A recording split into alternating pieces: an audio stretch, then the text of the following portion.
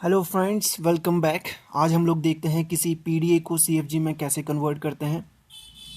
PDA means push down automata. Push down automata के corresponding जो grammar होती है उसे कंटेक्स्ट फ्री ग्रामर कहते हैं।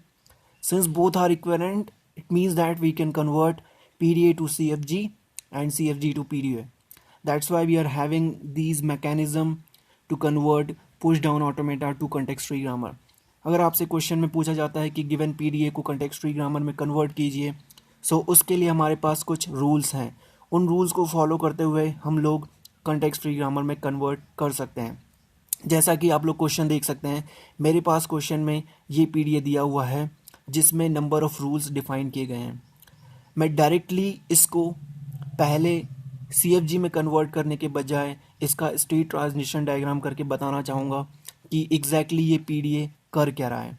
जैसे फर्स्ट ऑफ ऑल, जब भी आपको पीडीए टू सीएफजी में कन्वर्जन करना है, आप लोग क्या करिए, first of all operations identify कर लीजिए। ऑपरेशंस आइडेंटिफाई करना मीन्स अगर यहाँ पर दो सिंबल दिख रहे हैं या एक से ज़्यादा सिंबल दिख रहे हैं, इसका मतलब ये पुश ऑपरेशन है। It means that it is an push operation. Similarly ये भी पुश ऑपरेशन है।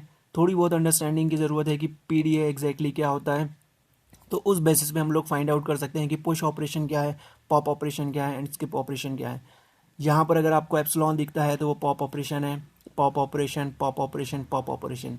सो हमारे पास जो क्वेश्चन में पीडीए दिया हुआ है वो कुछ इस तरीके से है, जिसमें 2 push operation and 4 pop operation दिए हुए हैं। अब मैं क्या कर रहा हूँ, rather than rules applying, I am converting, I am creating an transition diagram to find out what does it sees. So I have created this transition diagram. Q naught on watching 0, top of the stack symbol is Z0. We are pushing. Why we are writing this rule? Because it is written in first rule. Q0 watching 0, stack top symbol is Z0, going to Q naught state, and it is pushing X. That's why I have written this transition. Similarly, I have created this diagram. सो आप लोग diagram create कर सकते हैं by using given PDA in question. अब इस diagram को देखकर मैं डायरेक्ट लैंग्वेज के बारे में बता सकता हूं, और वो लैंग्वेज है कुछ इस तरीके से 0 की पावर m, 1 की power n, where m is written equal to n। So इसके लिए हम लोग डायरेक्ट तो ग्रामर क्रिएट कर सकते हैं, लेकिन अगर हम कुछ रूल्स को फॉलो करें तो उस रूल्स के थ्रू भी हम गिवन पीडीए को कंटेक्स्ट फ्री ग्रामर में कन्वर्ट कर सकते हैं। सो हम लोग क्या कर रहे हैं, पीडीए टू सीएफजी कन्वर्जन के लिए 3 स्टेप फॉलो कर रहे हैं। फर्स्ट स्टेप, स्टार्टिंग वेरिएबल्स के लिए रूल लिखना। सेकंड स्टेप, पॉप वेरिएबल्स के लिए रूल्स लिखना। थर्ड स्टेप, पुश वेरिएबल के लिए रूल्स लिखना। सो इस वीडियो में मैं आपको बताता हूं कि स्टार्टिंग वेरिएबल के लिए आप रूल्स कैसे लिख सकते हो। So let's start. अब हम लोगों का आंसर कुछ यहाँ से स्टार्ट होता है। हमें ग्रामर बनानी है G is equal to VTPS।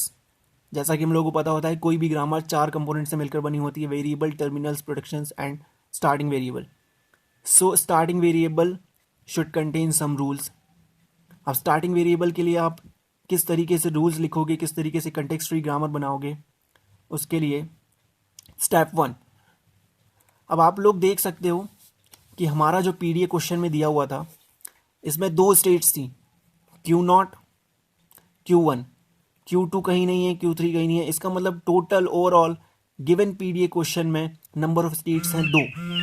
सो आपकी जो number of context free grammar के लिए रूल्स बनेंगे for starting variable will be 2। कैसे करेंगे, starting variable S produces N square bracket pair. इस स्क्वायर ब्रैकेट पेयर के अंदर 3 चीजें आने वाली हैं, state, a symbol and state. ठीक है। Q0 Z0 फिक्स रहेगा। Q0 Z0 फिक्स रहेगा। क्यों? क्योंकि पीडीए में Q0 इनिशियल स्टेट है, स्टैक के अंदर Z0 इनिशियल सिंबल होता है। सो ये दोनों पोर्शन फिक्स्ड हैं। बात आती है थर्ड पोर्शन की। थर्ड पोर्शन में क्या रखें? थर्ड पोर्शन में आपको वो सारी पॉसिबिलिटीज कवर करनी है जितनी नंबर ऑफ स्टेट्स आती हैं। जैसे हम लोगों के गिवन पीडीए में 2 स्टेट्स थी, Q0 एंड Q1। यही 2 स्टेट्स थी, तो हम लोगों को 2 रूल रखने पड़ेंगे।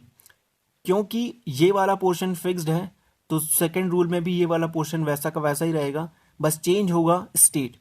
क्यों चेंज हो गई? क्योंकि हमारे पास पीडीए में दो स्टेट्स थी, Q0 and Q1।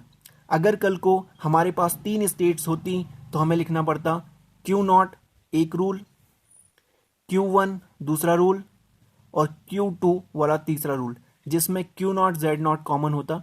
Reason being Q0 is the initial state of PDA and Z0 is the initial stack symbol. So starting variable में जो number of rules आप लिखोगे, capital S produces something this, capital S produces something this, where right hand side will depend on how many number of states you are using in your PDA. Again PDA में दो states थी तो दो rule है, तीन states होती तो तीन रूल होती।